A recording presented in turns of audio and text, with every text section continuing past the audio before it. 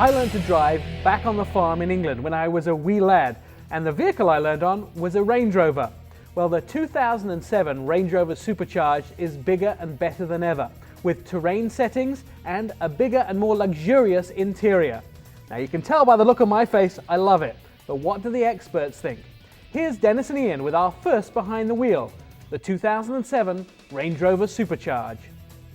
Thanks, Nick. Now, Q Factor is our first score for the Range Rover Supercharged. It's the gadget or tech score, and you add in a 710-watt Harman Kardon stereo system with 14 speakers. That'll do a little of the score. Yeah, we really did enjoy the sound system. When you look at the way that the sound stage and the separation of the sound within the vehicle, it just really was pure, clear stereo sound. And we're both kind of closet audiophiles. He's a butt rocker, and I like rap. Well, that's true, but it shows the range of sound that this system can really, I guess what you would call it, I don't know, showcase or really make it come together. Now, you add in the navigation system, one of the best in the business. Now, we kind of stole that from BMW as far as the technology, but we won't tell anybody. It still looks great in the Range Rover. On top of that, you add in the air suspension with the ability to rise and lower the ride height. There's so much going on that really all we can do is touch on a couple of points that we like. Yeah, it's also got the traditional amazing all-wheel drive system. We got to score it great, 4.25.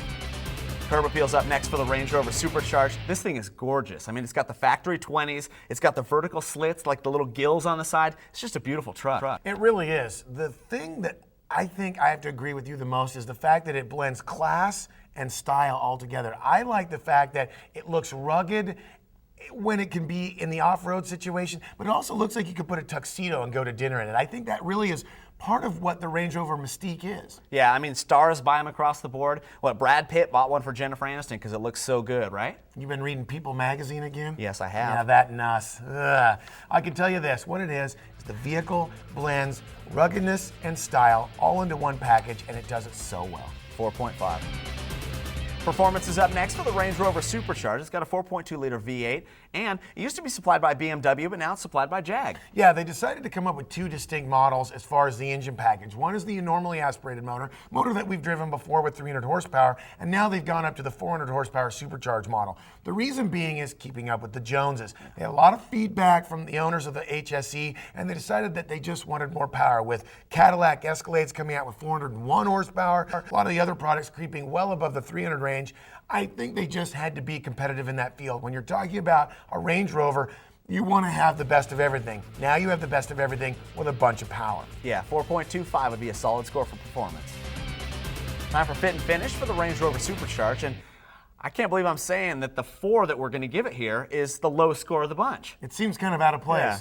You know, the thing about Range Rover is they've really gone through a transition period. It was when BMW bought the company and kind of sprinkled their technology all over the different systems of both the Range Rover and the Land Rover products. It really has bumped up the way the vehicle's been built, the way it's put together, the materials. I mean, you're talking about real wood, and the one that we drove actually had something called piano wood. Now, you've seen that Steinway sitting in someone's front room or the piano room. We don't have piano rooms. No, not at all. But the choices of materials are really what sets this apart from any other luxury sport utility. It seems like we're kind of being persnickety about the score, but 4 is the low score we're going to give it for all of them. Drivability is our final category for the Range Rover Supercharged, and when you wrap in luxury, performance, size, capabilities, I mean, this thing's great. You're forgetting one thing. What? The fact that it can actually go off the road. True, it is a capable off-road vehicle, too. I mean, nobody ever buys these things and does what they were really intended to do. I mean, Range the Paris to Dakar Rally or something? Well, that's what it could do it. That's the thing about Range Rover that drives me nuts. The typical owner of the vehicle will never use anywhere near the capability factors that you can draw into how this vehicle can go off-road in the sand, in the mud. I've taken them out in the surf, in the beach. I mean, they're just incredible vehicles off the road. The difference is, that's what makes it so great. You can go and do hunting, camping, fishing, whatever you want to do, then go put your tuxedo on, run it through a car wash, and then take the wife to the best dinner place in town. 4.25? I would have to agree. Well, let's recap and see how Dennis and Ian scored the 2007 Range Rover Supercharged. For Q Factor, a 4.25. For curb appeal, a 4.5. In performance, they gave it a 4.25. And fit and finish, it got a 4.0. For drivability, it got a 4.25.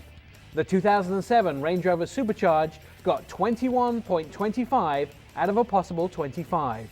Still to come on Fuel, we're going to have our In the Pit segment. And when fuel returns, we're going to take a look at our second behind the wheel, the 2007 Acura RDX.